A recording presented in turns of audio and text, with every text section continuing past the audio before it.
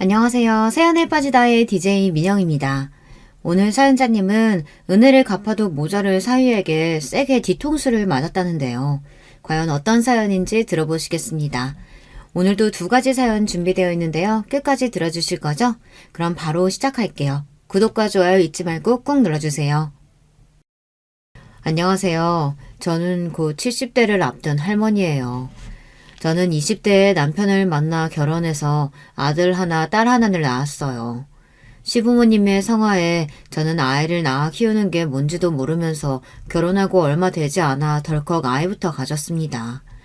시부모님은 동네에서 제일 큰 방앗간을 하고 있었는데 맏며느리였던 제가 아들을 낳으면 제 남편에게 방앗간을 물려주신다고 했어요.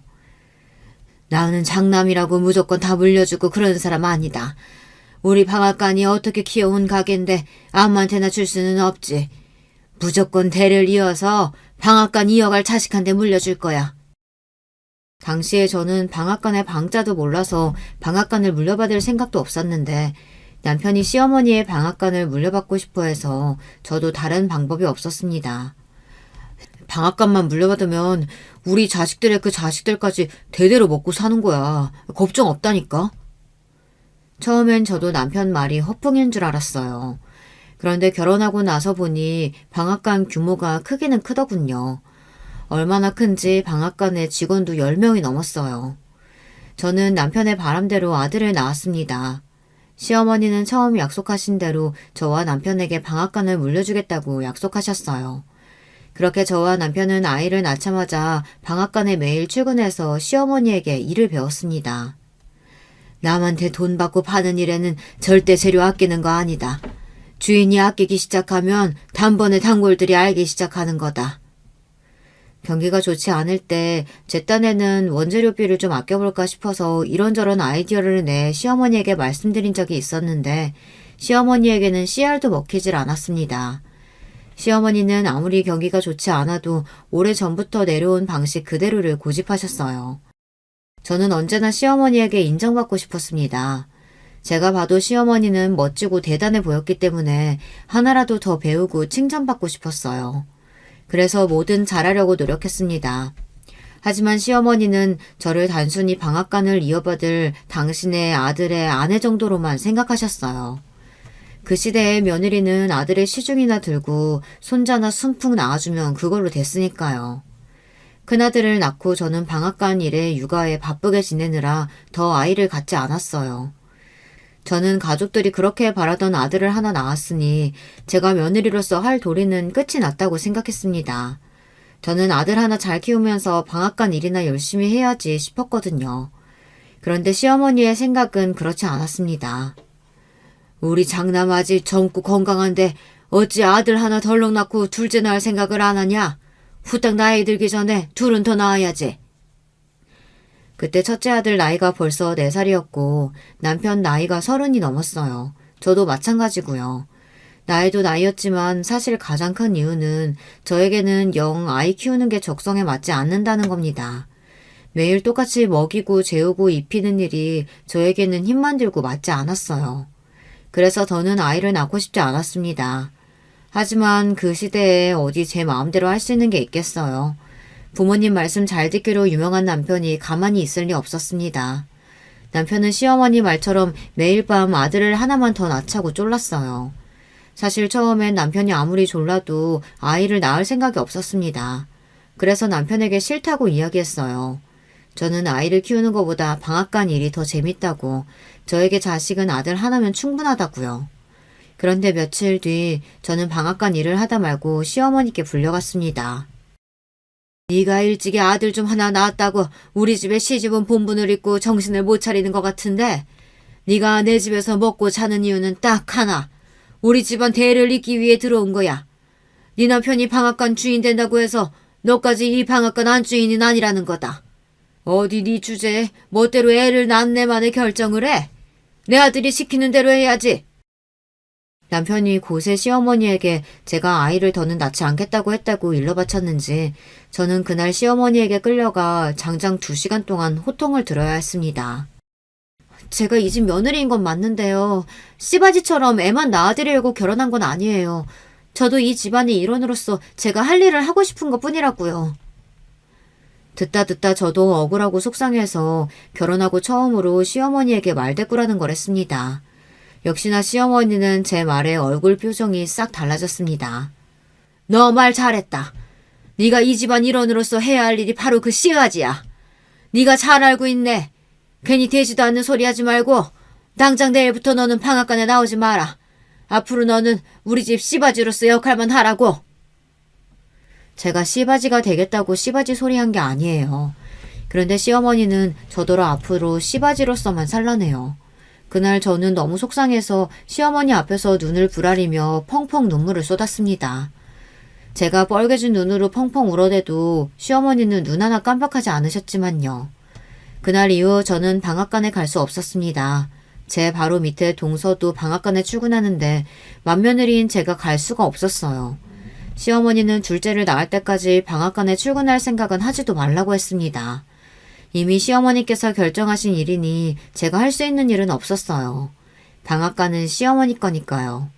저는 그 길로 꼼짝없이 집에만 있어야 했습니다. 그 덕분에 큰아들과 많은 시간을 보낼 수는 있었지만 저는 방앗간에 나가고 싶었어요. 매일 아침 그 고소하고 향긋한 향이 나는 곳으로 출근하고 싶었습니다. 그러던 중 달갑지만은 않은 일이 생겼어요. 시어머니께 보란 듯 절대 아이를 갖고 싶지는 않았는데 덜컥 아이가 생기고 말았습니다. 당시에 저도 30대 중반이 다 돼서 생긴 아이인데다가 첫째와는 터울이 6살이나 졌어요. 둘째를 가졌을 때 저는 첫째 때보다 훨씬 더 몸도 무겁고 입덧도 심했습니다. 너무 힘들어서 더는 방앗간 생각이 나지도 않았어요. 그런데 밤마다 생각나는 게 있었어요. 바로 친정어머니께서 가끔 해주신 쑥떡이었습니다. 그 쑥떡만 먹으면 입덧이 씻은 듯 나을 것 같았어요. 저는 어차피 시댁에 있어봐야 할 일도 없으니 입덧을 핑계로 친정에 며칠 있다 오겠다고 했습니다. 그까지 임신 좀 했다고 고세를 못 참고 또 친정에를 가? 너는 명색이 우리 집안 맏며느리라는 게 참 채신 없이 장깨만 늘어서 큰일이다. 아랫사람들이 도대체 뭘 보고 배우겠니? 아이고 당신도 참 애 갖기 전에는 방앗간에도 얼씬 못하게 했으면서 이제 애도 가졌는데 그만 구박하고 하고 싶은 대로 하게 좀 냅둬. 어이씨구 며느리 사랑은 시아버지라더니 이 논팽이 같은 인간이 웬일로 집안일에 신경을 다 쓴대? 괜히 애 가졌다는 핑계로 친정에 눌러앉을 생각하지 말고 딱 3일만 있다가 와. 웬일로 시아버지께서 제 편을 들어주신 덕분에 저는 친정에 다녀올 수 있었습니다. 그런데 그때 친정에 가지 않았으면 큰일 날 뻔했어요. 그때 친정에 다녀온 이후 제 인생은 순식간에 달라졌으니까요. 무슨 일이냐고요? 저희 친정엄마가 해주신 쑥떡을 먹고 나서 저는 정신이 번쩍 들었습니다. 제가 지금까지 너무 멍청했었다는 걸 깨닫게 됐어요. 제가 방앗간 일을 좋아했던 건 방앗간이 아니라 제 일을 할 수 있다는 게 좋았던 거예요. 어릴 때부터 형제 많은 집의 딸이라는 이유로 많이 배우지도 못하고 항상 오빠나 남동생에게 양보만 하며 자랐습니다. 그러다 보니 제가 뭘 좋아하는지 뭘 잘하는지도 모른 채 부모님이 시키는 대로 하다가 시집을 왔어요. 그러다 시어머니께서 하시는 일을 보고 곁눈질로 일을 배워 하는데 그게 그렇게 재미있을 수가 없었습니다. 더군다나 일을 하는 만큼 돈이 벌린다는 것도 너무 좋았어요. 저는 아무리 노력해도 시어머니의 방앗간을 물려받을 수 없습니다. 남편이 방앗간을 물려받게 되면 고된 일은 제가 다 하고 결국 제 아들이 방앗간을 물려받게 될 거예요. 저에게는 기회조차 올 리 없었죠.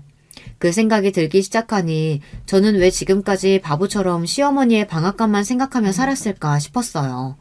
스스로 제가 할 수 있는 일을 생각해내면 되는데 말이죠.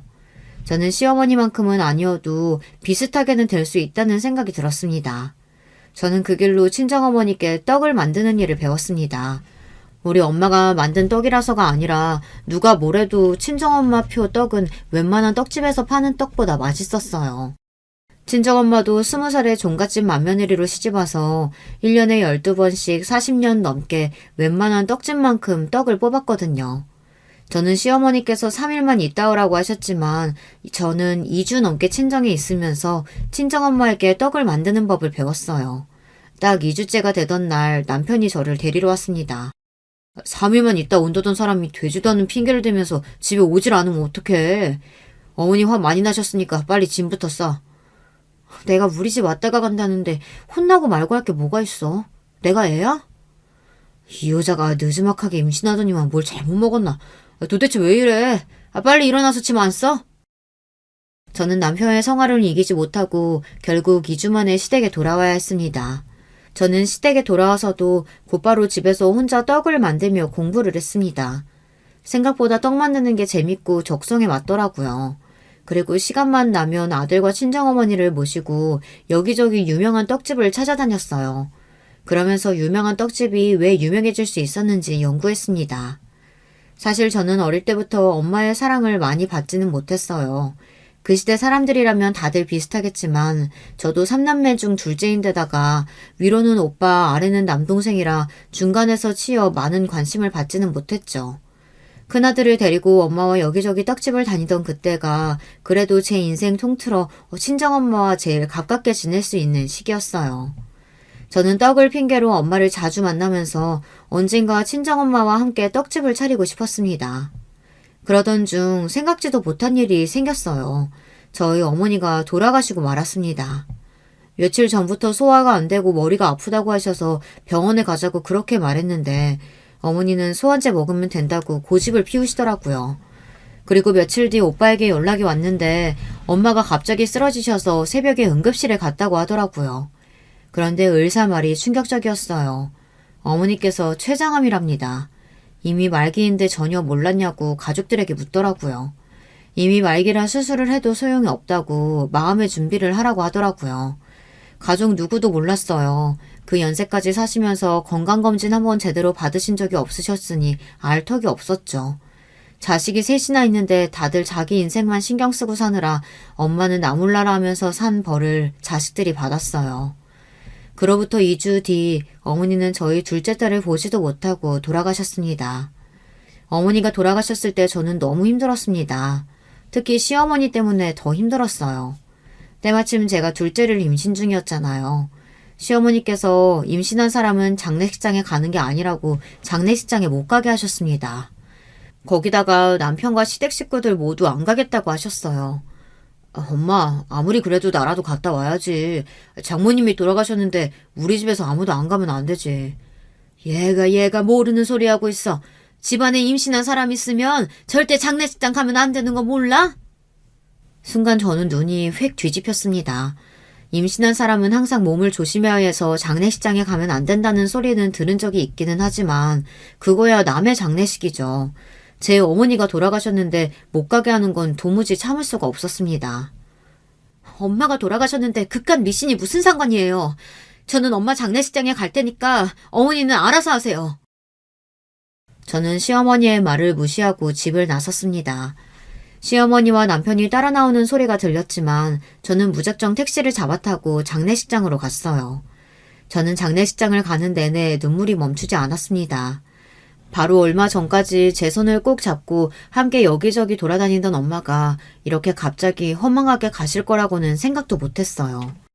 저는 장례식장 앞에 도착해 내렸습니다.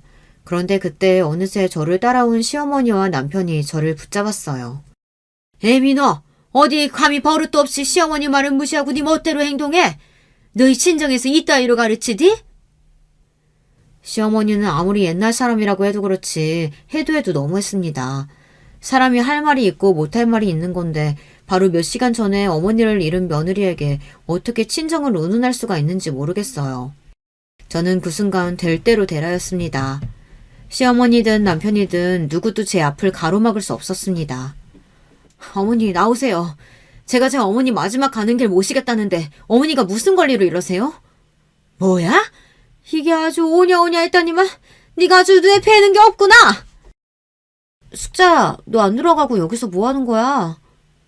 그때였습니다. 저희 어머니의 비보를 듣고 온 친구가 저를 보고 다가왔어요. 그 친구가 워낙 동네에서 머리 좋기로 유명한 친구였어요. 초, 중, 고 내내 전교 1등만 하더니만 우리 동네에서 최초로 여자 검사가 된 대단한 친구입니다. 이런 총구석에서 여자 검사가 나왔으니 동네방네 현수막까지 걸고 난리도 아니었죠. 그 친구를 보자마자 저도 모르게 눈물이 왈칵 쏟아질 것 같았어요. 애 키우고 사느라 정신없어서 몇 년 동안 보지도 못했는데 어머니가 돌아가시고 나서야 만나게 되니 더 마음이 좋지 않더라고요. 왔구나.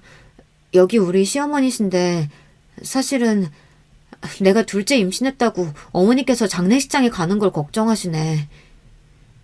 저는 친구에게 대충 상황을 설명하고 시어머니에게 인사를 시켰습니다.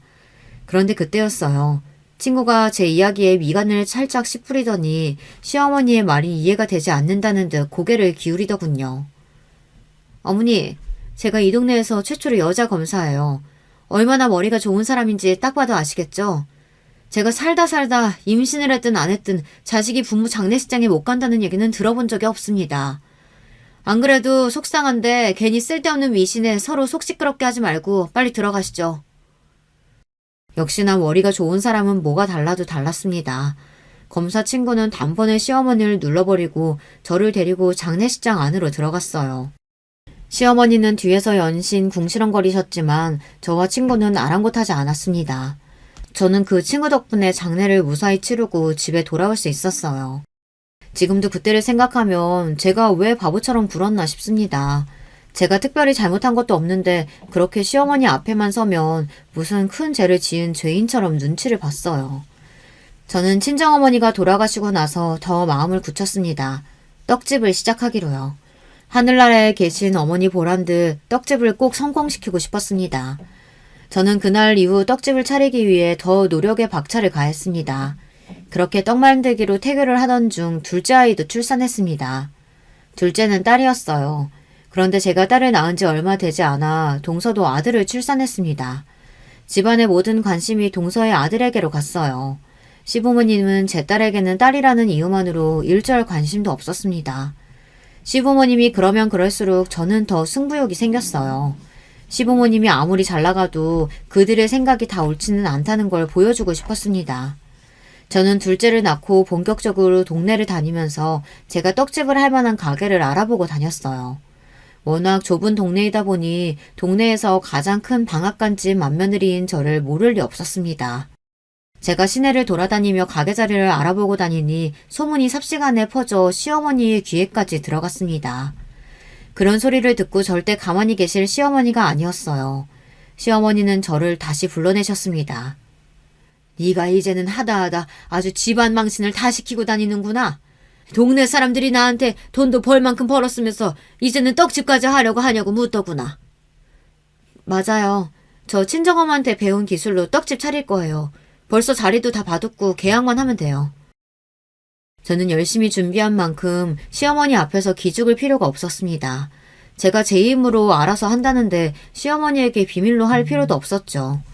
반면 시어머니는 뭐가 그렇게 재밌는지 제 말에 배까지 잡으며 깔깔 웃으셨습니다. 네 주제에 뭐를 한다고? 떡집?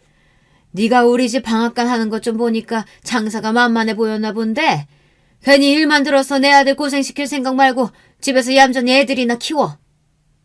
시어머니는 대놓고 저를 무시했어요. 저는 예상하지 않은 일이 아니다 보니 전혀 상처가 되지 않았습니다. 오히려 어떻게든 떡집을 잘해서 시어머니에게 저의 진면목을 보여주고 싶다는 생각뿐이었죠. 그로부터 딱 2년 뒤 제 소망은 이루어졌습니다.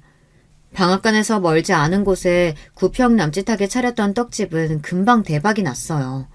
저는 떡집을 차린 지 5년 만에 동네에서 제일 큰 시장 중간 자리를 차지하고 8년 뒤 포장 배달까지 하기 시작했습니다. 그리고 떡집을 시작한 지 딱 10년, 제 나이 40대 중반이 되었을 때 제 이름을 앞세운 떡집은 지역 내에서 가장 큰 떡집으로 자리매김했습니다. 그때부터 월 매출이 억을 넘어가기 시작했고 직원이 10명이 넘었어요. 이쯤 되니 저희 시어머니 반응이 궁금하시죠? 사실 제가 떡집을 한 지 5년 정도 됐을 때까지만 해도 시어머니는 제 일에 일절 관심이 없었어요. 주변에서는 다들 저더러 대단하다고 칭찬했지만 시어머니는 인정하지 않으셨습니다. 오히려 저를 만날 때마다 코딱지만한 떡집이 잘 돼봐야 얼마나 잘 되냐고 콧방귀를 뀌셨죠.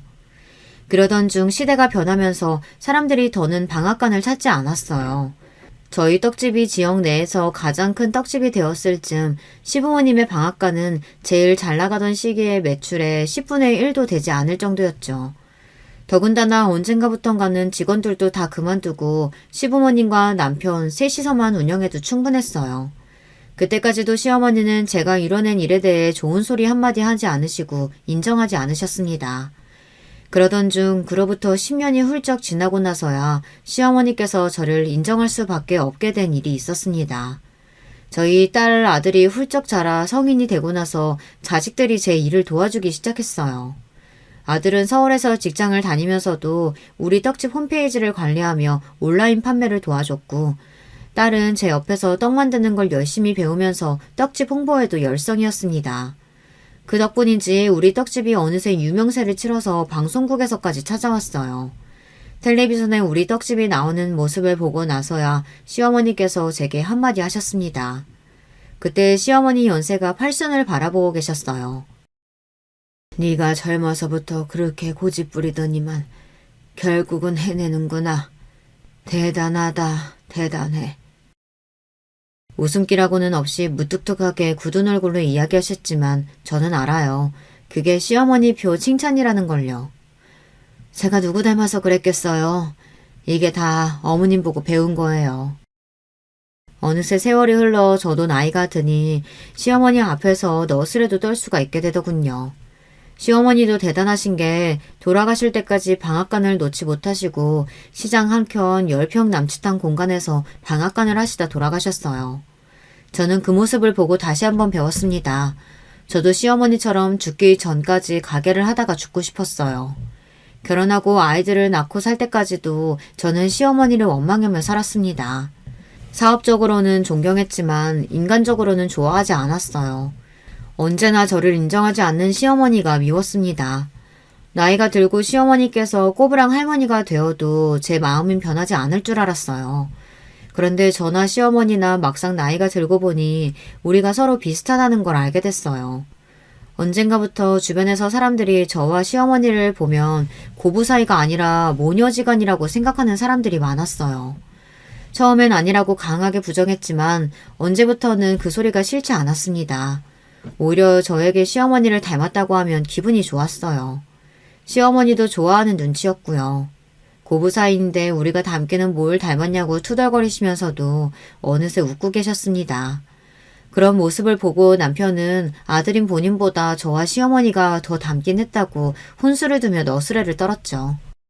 시어머니와 매일같이 티격태격했던 기억이 바로 어제처럼 생생한데 어느새 시어머니는 돌아가시고 저는 부쩍 나이가 들어 할머니가 되었습니다.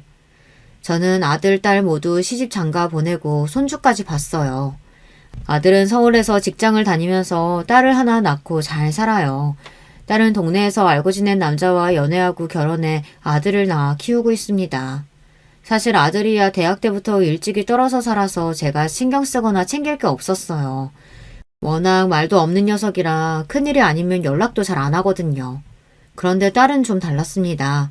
느지막하게 얻은 막둥이라 그런지 더 어린애 같고 마음이 쓰였어요. 특히나 사위도 결혼할 때부터 영 부실해서 둘이 애나 잘 키우며 살까 걱정됐습니다.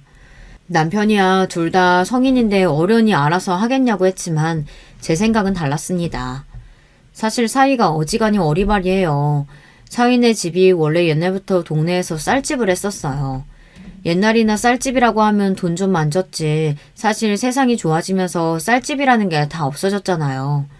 딸과 사위가 결혼할 때도 사돈네 상황이 어지간히 좋지 않아 방 한 칸 구해줄 형편도 안 됐습니다. 그래서 전셋집도 제가 구해줬어요. 사실 처음부터 경제적으로 너무 도와주면 이 녀석들이 저에게 빌부터 먹고 살궁리를 안 할 것 같아 월세로 얻어주려고 했는데 아무래도 귀한 내 딸이 눈에 밟혀서 도와주지 않을 수가 없었습니다. 딸은 결혼 전부터 제 가게에 나와 떡집일을 도왔어요. 나중에 딸에게 제 떡집을 물려줄 생각이었습니다. 사위는 국립대학까지 나올 정도로 머리가 좋은 놈이었는데 어지간히 남의 밑에서 일을 못하는 놈이었어요. 취직만 하면 항상 상사 눈밖에 들어 몇 달 버티지 못하고 회사를 그만뒀습니다. 딸은 매일 가게에 나와 자기 남편 욕만 한 바가지씩 했어요. 사위는 아들을 낳고도 정신을 못 차려서 여전히 한 직장을 다니지 못했습니다.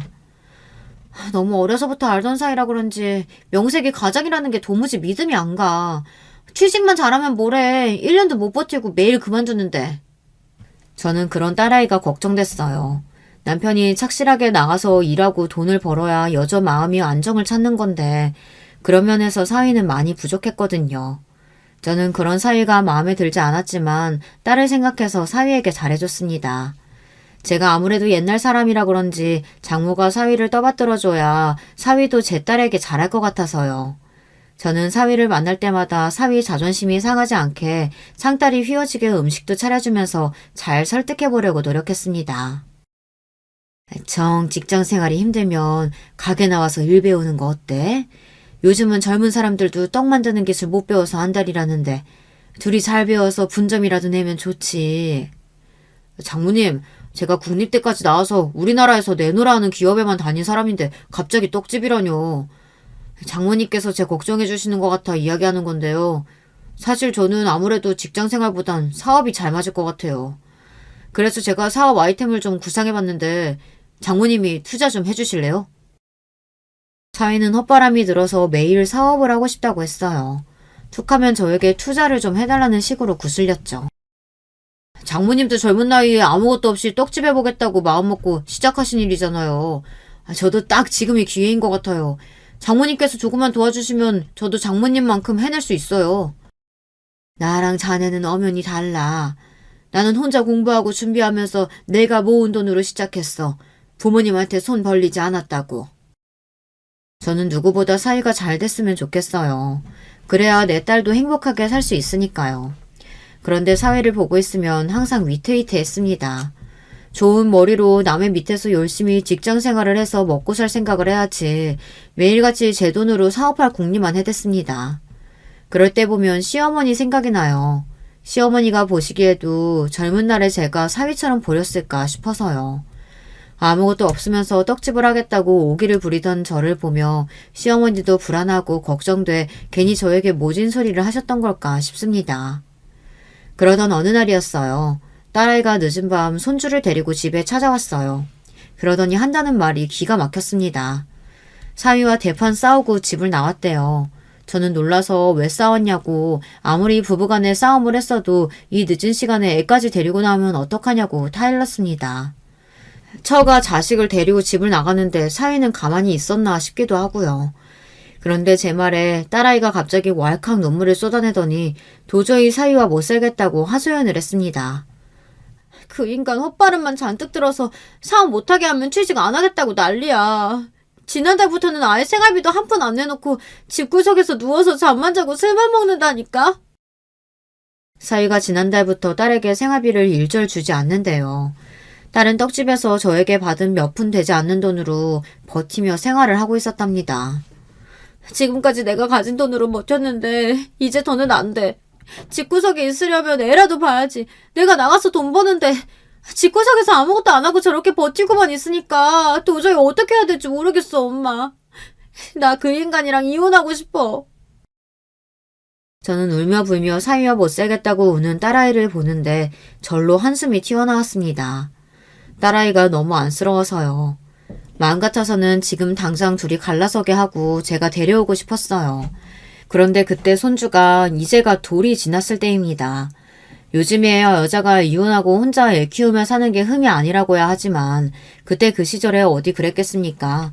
여자가 이혼하고 혼자 애 키운다고 하면 동네 사람들부터 손가락질하던 시대였죠. 저는 어떻게든 딸을 사위와 살게 해야 했습니다. 그러려면 사위가 하루라도 빨리 정신 차리고 살게 해야 했어요. 저는 곰곰이 생각한 끝에 사위를 도와주기로 했습니다. 제 눈에는 항상 사위가 영 부실하고 믿음심스럽지 않았지만 그래도 명문대를 나와 유명한 기업에서 일했던 사람인데 제가 너무 과소평가한 걸지도 모른다 생각하기로 했습니다. 제 딸과 손주를 위해서라도 사위를 한번 믿어보기로 했어요. 저는 사위의 사업에 투자하기로 했습니다. 장모님 정말 감사해요. 제가 이 은혜 절대 잊지 않겠습니다. 제가 사업만 잘 되면 장모님 힘들게 떡집 안 하시고 호강하게 해드릴게요. 사위는 제가 투자금을 주자마자 허리를 굽신거리면서 금방 절이라도 할 기세였어요. 나한테 은혜니 뭐니 갚을 생각 말고 내 딸한테나 잘해줘. 난 그거면 되니까.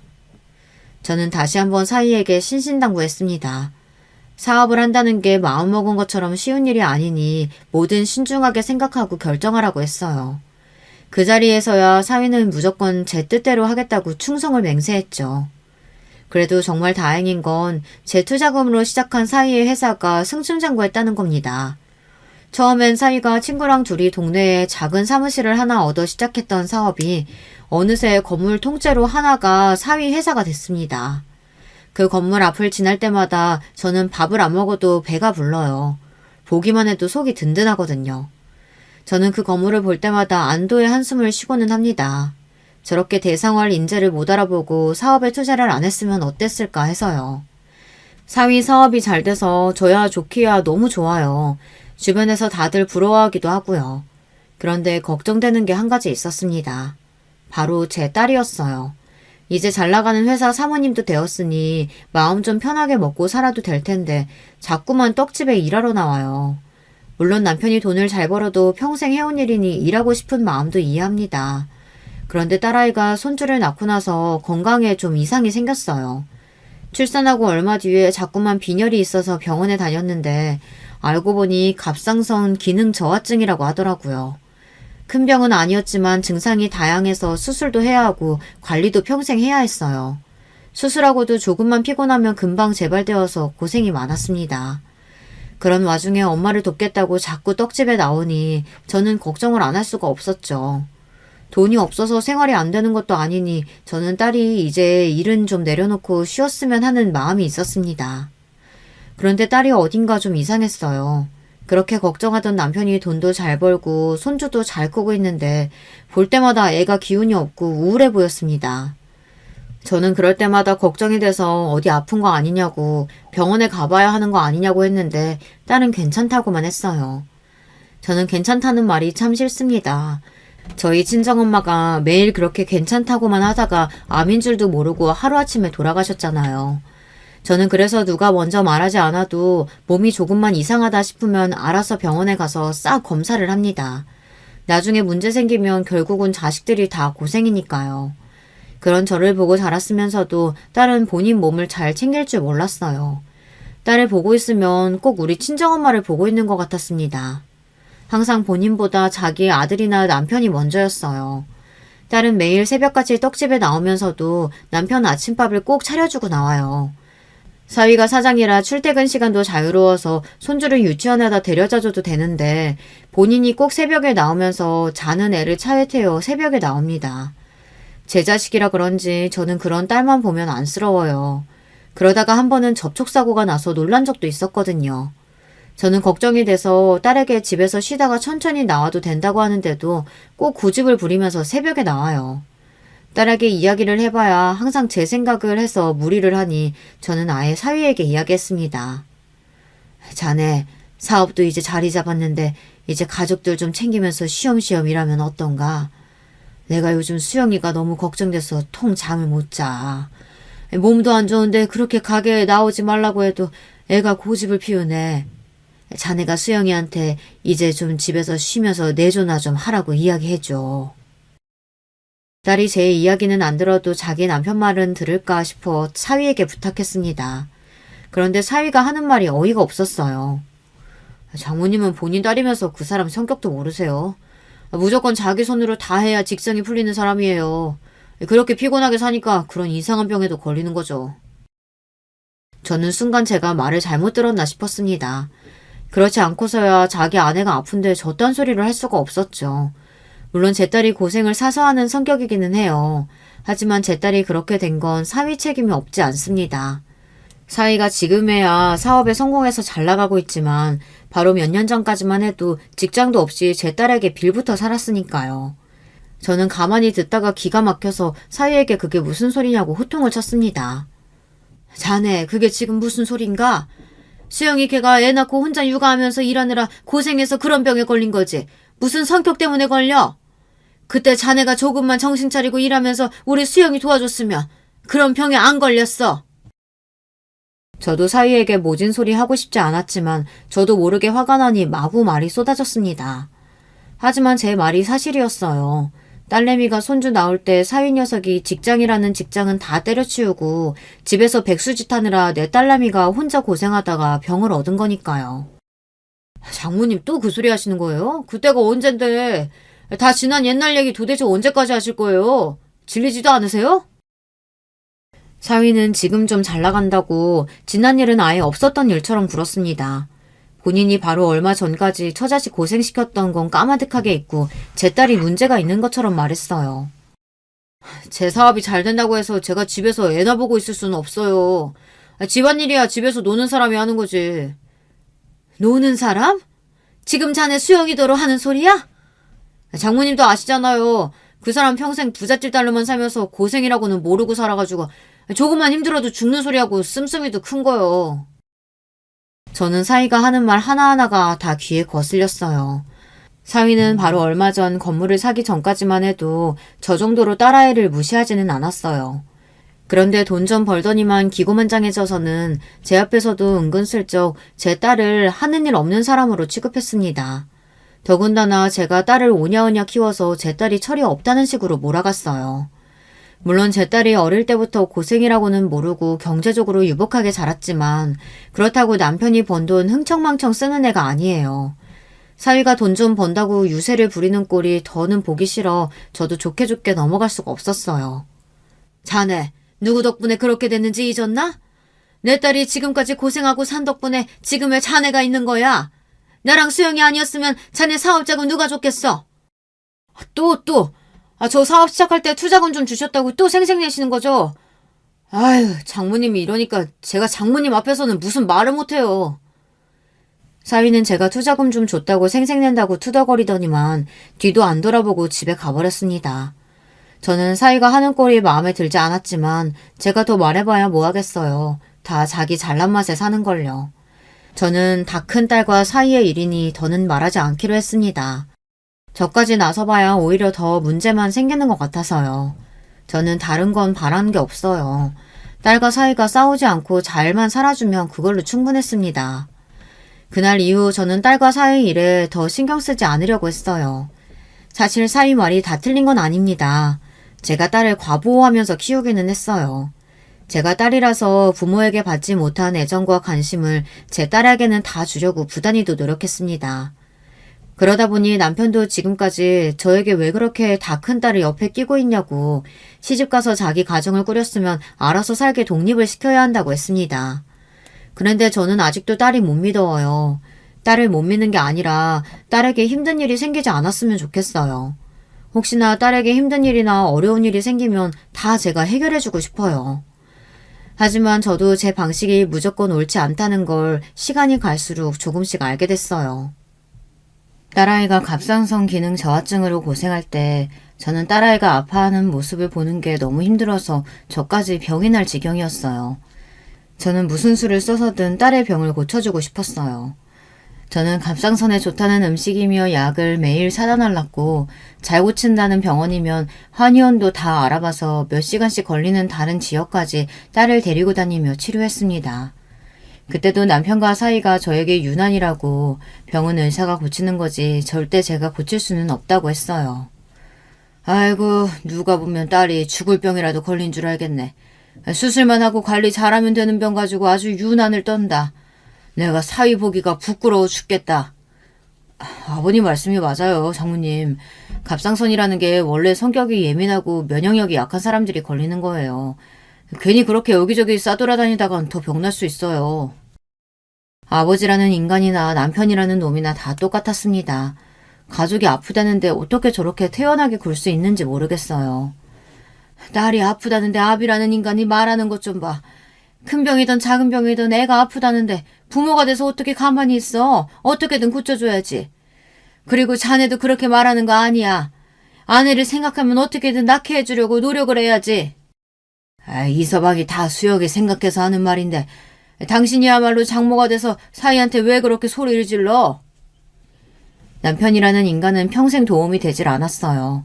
사위가 처음에 장가와서 제대로 된 직장도 없이 딸 고생시킬 때는 무슨 저런 애한테 딸을 시집 보내느냐고 노발대발 하더니만 사위가 사업이 잘 되기 시작하자마자 아주 사위 쪽으로 착 붙어서는 자기가 낳은 딸보다 사위 편을 들었습니다. 그런데 그때 일이 좀 있었어요. 저는 딸을 생각해서 유명하다던 한의원에서 약을 지어다 먹였는데 그 약이 딸이 치료를 받으며 먹는 약과 잘 맞지 않았는지 딸이 한 달 사이에 10kg가 찌고 말았습니다. 몸이 아파서 잘 먹지도 못했는데 약 부작용으로 몸이 부어서 완전히 다른 사람이 되어버렸죠. 그때 찐 살을 빼고 원래 몸으로 돌아오는데 몇 달이나 걸렸어요. 그러게 다 큰 자식 병원에서 알아서 치료받게 놔두라니까. 무식한 예편이가 괜히 나서서 일을 키워. 남편은 유난 떨다가 결국은 사고 칠 줄 알았다며 저에게 난리를 쳤어요. 수영아, 엄마가 너무 미안해. 엄마는 아는 사람이 그 한의원에서 지은 약 먹고 갑상선 저하증이 씻은 듯이 싹 좋아졌다길래 그 말을 철석같이 믿었지 뭐야. 제가 늙기는 늙었나 봐요.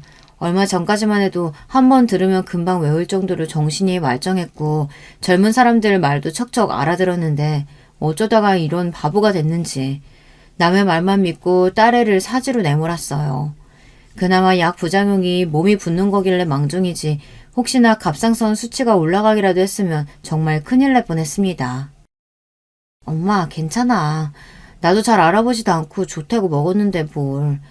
안 그래도 운동하려고 했었는데 이 기회에 운동이나 좀 열심히 하지 뭐. 안 그래도 애 낳고 찐살 안 빠졌다고 매일 징징거렸는데 거기서 10kg가 더 쪘으니 저 살을 다 언제 뺀대. 남편이고 사위고 하는 말이 다 듣기 싫고 거슬렸지만 제가 지은 죄가 있으니 찍소리도 할 수 없었습니다. 그 이후로 딸 일에 관해 오지랖을 부리지 말아야지 다짐하고 또 했는데도 이게 생각처럼 쉽지가 않더군요. 딸한테 무슨 일만 생겼다 하면 가만히 있을 수가 없었어요. 그러던 어느 날이었어요. 웬만하면 딸내 일에 신경 안 쓰려고 몇 달 거리를 두고 지냈습니다. 제가 참견 안 해도 저보다 똑똑해도 훨씬 더 똑똑한 젊은이들이 어련히 알아서 할까 싶어서요. 그런데 도저히 참견하지 않고는 안 되는 일이 생겼어요. 그때가 어버이날이 얼마 남지 않은 주말이었습니다. 저는 당연히 딸내가 집에 올 줄 알았어요. 매년 어버이날이면 미리 와서 같이 밥도 먹고 근처 나가 바람이라도 쐬고 왔거든요. 그런데 주말이 다 지날 때까지 딸이고 사위고 연락이 없었습니다.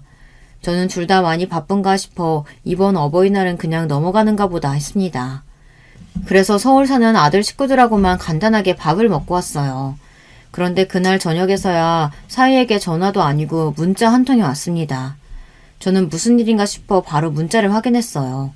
그런데 문자 내용이 충격이었어요. 내가 예정 생각해서 웬만하면 참고 살아보려고 했는데 도저히 안 되겠어.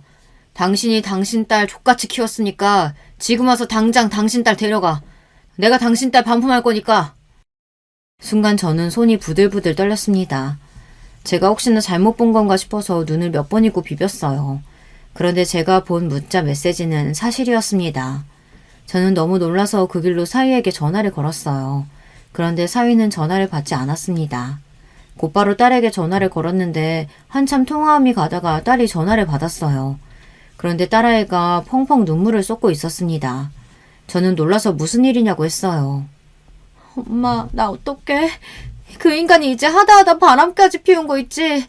근데 아니라고 딱 잡아떼면서 나더러 울처증이라고 징그러워서 너는 나랑 못 살겠대. 이야기는 이랬습니다. 사실 딸과 사위는 손주를 낳기 전부터 그렇게 사이가 좋지는 않았어요. 그래도 손주가 태어나고 나서는 그런대로 지내는 것 같았습니다. 그런데 딸이 아프기 시작하면서 둘의 사이가 더 나빠졌어요. 그때부터 사위가 사업 준비를 핑계로 매일 밖으로 돌기 시작하면서 사위는 회복할 수 없을 정도로 틀어졌대요. 그래서 딸은 사위와 이혼하고 싶었답니다. 그래서 저에게 여러 번 이야기한 적도 있었어요. 그런데 멍청한 제가 딸을 말렸습니다. 자식 생각해서라도 참고 살라고요. 저는 사위에게 사업 자금까지 주면서 사위가 회복되길 바랬습니다. 이게 다 제 잘못입니다. 애초에 일찍이 사이가 틀어졌던 딸과 사위를 이혼시켜야 했어요. 괜히 제 고루한 생각과 편견 때문에 딸과 사위를 붙들어 놓았다가 이사날이 났습니다. 사위가 사업이 잘 되기 시작했을 때부터 딸이 느끼기에 낌새가 사위에게 여자가 있는 것 같았대요. 그래서 몇 번이나 사위의 뒤를 캐다가 둘이 싸우고 헤어지자고도 했답니다. 그런데 그럴 때마다 사위가 이혼은 절대 안 한다고 했대요. 내가 어떻게 부잣집 사위가 됐는데 이제 와서 그걸 놓치냐? 난 너 보고 결혼한 게 아니라 너희 엄마 떡집 보고 결혼한 거야. 사위와 딸은 오랫동안 한 동네에서 커온 동창이었어요. 사위야 어릴 때부터 머리가 좋은 걸로 유명하기도 했고 워낙 머리가 비상해서 둘이 결혼한다고 했을 때 저놈이 내 딸을 굶긴 것 같진 않아 허락했습니다. 그런데 비상한 머리를 저 따위로 쓸 줄은 몰랐어요. 딸은 사위에게 저런 소리를 듣고도 참고 산 거예요. 뻔하죠. 착하디 착한 게 제 생각하고 자식을 생각해서 참고 살았던 겁니다. 사위 자식은 이제 사업도 자리를 잡아 우리 집에서 빼먹을 건 다 빼먹었으니 딸에게 을철증이니 뭐니 하는 핑계를 대며 이혼을 요구했대요. 딸이 들은 척도 안 하자 저에게 그런 메시지까지 보낸 거죠. 저는 도저히 사위를 용서할 수 없었습니다. 저는 생각할 것도 없이 바로 제 검사 친구에게 연락했어요. 그리고 얼마 뒤 저는 사위를 품비박산 내버렸습니다. 제가 지금까지 사위가 하는 꼴이 예뻐서 참은 게 아니에요. 다 딸을 보고 참은 겁니다. 그런데 이제 더는 그럴 필요가 없었어요. 우리 동네 최초이자 유일한 여자 검사인 제 친구가 제 이야기를 듣고 사위를 아주 탈탈 털어줬어요. 그 친구도 진작 퇴직해서 편하게 연금 받으며 놀고 있었는데 제 이야기에 곧바로 후배들에게 연락해 저를 도와줬습니다. 저야 늙고 무식해서 사위가 무슨 일을 하고 다니는지 잘 몰랐는데 알고 보니 사위가 하는 짓이 순진한 사람들 등골 빼먹는 짓이더라고요. 사위는 소액 주주들을 모아 장외 주식 투자로 고수익을 내주겠다고 속여서 수십억을 벌어 빼돌리고 계속해서 신규 투자자들을 모아 기존 투자자들에게 수익을 지급하는 방식으로 사기를 치고 있었더라고요. 그딴 걸 사업이라고 지금까지 하고 있었습니다. 곧바로 영장이 발부되고 사위는 조사를 받았어요. 친구 말이 사위 재질이 무서워서 무조건 형을 살게 될 것 같다고 하더군요. 그런데 얼마 뒤 믿기지 않는 일이 벌어졌습니다. 사위 자식에게 전화가 왔어요. 저는 안 받으려다가 무슨 일인가 싶어 전화를 받았습니다. 그런데 그 자식이 하는 말이 가관이었어요. 장모님 친한 친구분 중에 부장검사까지 하신 분 있으셨죠? 제가 좀 힘든 일이 생겨서 그런데 그분 도움 좀 받을 수 있을까요? 저는 웃음이 빵 하고 터져버렸습니다. 사위는 제가 제보한 일인 줄도 모르고 저에게 도움을 요청하려고 전화한 거더군요. 미친놈. 사기꾼 새끼가 그렇게 머리가 안 돌아가서 어떻게 사기를 쳤대? 네 회사 망하게 한 게 바로 나다 이 새끼야. 이번 일은 맛보기고 내가 너 남의 돈으로 룸사롱 다니면서 바람 피우고 다닌 증거까지 싹 다 가지고 있으니까 기대해. 감옥이 어떻게 생겼나 구경하면서 내 딸한테 보낼 위자료랑 양육비도 준비하고. 사위는 저에게 그게 무슨 말이냐며 허둥거렸지만 저는 전화를 끊어버렸어요. 더는 그 더러운 목소리 듣고 싶지도 않았어요. 사실 저는 진심으로 딸의 행복을 바랬습니다. 제가 생각한 딸의 행복은 가정을 이루고 안정적으로 사는 삶이었어요. 그런데 그 기대감이 산산이 깨져버렸다는 걸 알았을 때 저는 딸아이의 행복을 비는 것보다 제 딸을 아프게 한 놈을 망하게 해서 제 딸 앞에 무릎을 꿇리기로 했습니다. 거지 같은 사위는 현재 회사 일과 이혼 소송 중이라 바빠요. 그런 와중에도 저에게 전화하고 떡집까지 찾아오기까지 합니다. 제발 좀 도와달라고요. 사실 저는 사위 새끼를 절대 봐줄 생각이 없기에 본 척도 하지 않았어요. 그런데 딸아이 생각은 좀 달랐습니다. 사위와 이혼은 하고 싶은데 아이 아빠가 감옥에 가는 모습까지 보고 싶지는 않답니다. 저에게 사위를 도와주라는 이야기겠죠. 딸에게는 쓸데없는 소리 하지 말라고 엄포를 놓았지만 사실 저는 고민이에요. 지금까지 제가 딸을 위한답시고 살았지만 항상 제 뜻대로 해서 잘된 일은 없으니까요. 여러분이라면 어떻게 하시겠어요? 이대로 사위를 감옥에 가게 하는 게 맞을까요? 혹여나 나중에 딸과 손자에게 원망을 듣게 된다면 제가 감당할 수 있을까요? 현명한 여러분들께서 저에게 응원과 조언의 댓글을 좀 남겨주세요. 여러분의 의견이 저에게 많은 힘이 될 것 같습니다. 지금까지 저의 이야기 들어주셔서 감사해요. 여러분의 가정에는 언제나 행복한 일만 가득하시길 바랄게요. 여러분, 두 번째 사연 시작하기 전에 좋아요, 구독 꼭 눌러주실 거죠? 그럼 두 번째 사연 바로 시작합니다. 안녕하세요. 저는 40대 초반에 벌써 대학생인 딸아이가 있는 20년차 주부입니다. 대학생 때 만난 남자친구와의 사이에서 아이가 생겨 대학도 졸업 전에 급하게 결혼식만 올리고 딸아이를 키우느라 정신없이 살다 보니 어느새 나이만 먹었네요. 저와 남편은 둘 다 법대생이었습니다. 학교는 달랐지만 스터디 모임에서 만나 하라는 공부는 안 하고 눈이 맞아버렸죠. 그래도 다행이었던 건 제가 임신 사실을 알았던 당시에 남자친구는 사법고시에 합격한 상태였어요. 물론 저는 대학도 졸업 전이었고 시험도 보지 않은 상태라 불안감이 있긴 했지만 그래도 지금 당장은 뱃속에 있는 아이가 먼저라는 생각만큼은 확고했습니다. 넌 아무 걱정하지 마. 내가 하루라도 빨리 큰 로펌 들어가서 너랑 우리 아기 행복하게 해줄게. 나랑 결혼해줘. 프로포즈를 받았다는 기쁨을 느낄 새도 없이 저희에게는 얼마 시간이 없었습니다. 남자친구가 연수원에 들어가기 전에 결혼식을 올려야 했으니까요. 후다닥 식을 올리고 저는 남편이 연수원에 들어간 사이 시댁에 들어가 시부모님과 함께 살았습니다. 저희 시댁은 모두 법조인 집안이었어요. 시부모님 두 분 모두 변호사였고 제 남편도 곧 변호사가 될 예정에 도련님도 법대에 다니고 있었으니까요. 반면 저는 어린 나이에 아무것도 모르는 상태로 아이를 낳고 돌보느라 하루하루가 전쟁터였습니다. 거기다 딸아이가 몸이 좀 약했어요. 태어날 때부터 선천적으로 심장이 약하게 태어나 초등학교 때는 학교에 가는 날보다 병원에 가는 날이 더 많았죠. 저는 아픈 아이를 돌보면서도 항상 바쁜 남편과 시부모님 내조를 하느라 한시도 쉴 틈 없이 지냈습니다. 시간이 얼마나 빠른지 어느새 저희 딸아이도 법대에 들어갈 정도로 시간이 흘렀네요. 저는 이제서야 제 스스로를 돌아볼 수 있는 시간이 생겼어요. 남들보다 빨리 엄마가 돼버려서 혹여나 딸아이에게 부족한 엄마로 보이진 않을까 전전긍긍하며 20년을 살았습니다. 남편이나 시부모님에게도 마찬가지였죠. 그렇게 20년을 넘게 살았으니 엄마로서나 아내로서는 누구보다 베테랑이라 자부할 수 있었지만 정작 제 이름 석자를 걸고 회사에 다녀본 적도 없었고 남들 다 하는 그 흔한 아르바이트도 한번 해본 적이 없더군요. 그런데 안 그래도 심란한 제 마음에 불을 지피는 사건이 일어났습니다.